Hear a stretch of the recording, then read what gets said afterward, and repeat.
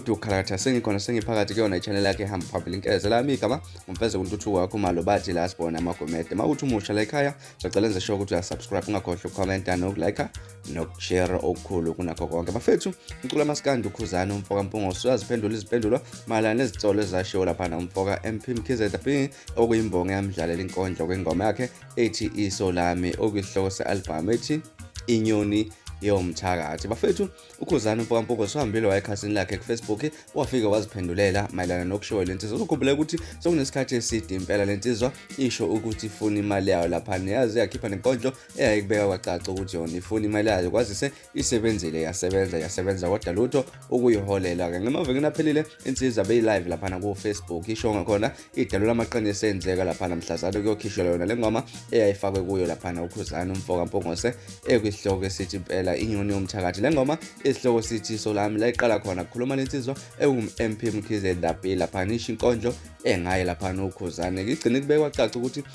azange ithole ngisho indibilishi engayo lengoma lokwazisa wasebukuningi ubuhiqihiqi owasebenzeka lapha nokugcina ukudala ukuthi igcine ingayitholanga imali yayo nokuyikhona ke mhlawumbe insizwa ke uKhuzani umfoka Mpungose uziphendulelile lapha ekhasini lakhe kuFacebook uqala wafaka enye ipost emva phambi ukuthi ayidelete lapha wathi mina ngimuhle impela ngoba umuntu ngiqala ngimkhuza aqhubeka hlomeke lensizwa kaMkhize abayazi abayikhuza bayitshela ukuthi uma ngisuke sengithi wo engisuke sengithi wo uKhuzani ubese buya ngecomment kuyo le post lensizwa leno MP MKHIZE wathi wena nsizwa sengithule kakhulu ngikuzibusho konke ngami okungekho ngoba yathi hayi ngoba engiwesaba lapha kodwa ngoba ngihlonipha igama lami kanye nabathandi bomculo bami kanti ngeke ngilokhu ngiphendula nawe ngoba inhloso yakho uzifunela i-trend ngami kodwa ngithi angikwazisa ukuthi konke lokhu okungcolo osukukhulumile ngami ngenhloso yokuhudula phansi igama lami ngelinye ilanga uzoligeza leli gama ngiyinsizwa mina kodwa ngeke ubone obami umnsizwa ngoba ohambela kude nami ngifisa le mali ohlezi uyifuna kuFacebook lapha uma uzwa lapha engizobe ngikhona ufike uzoyifuna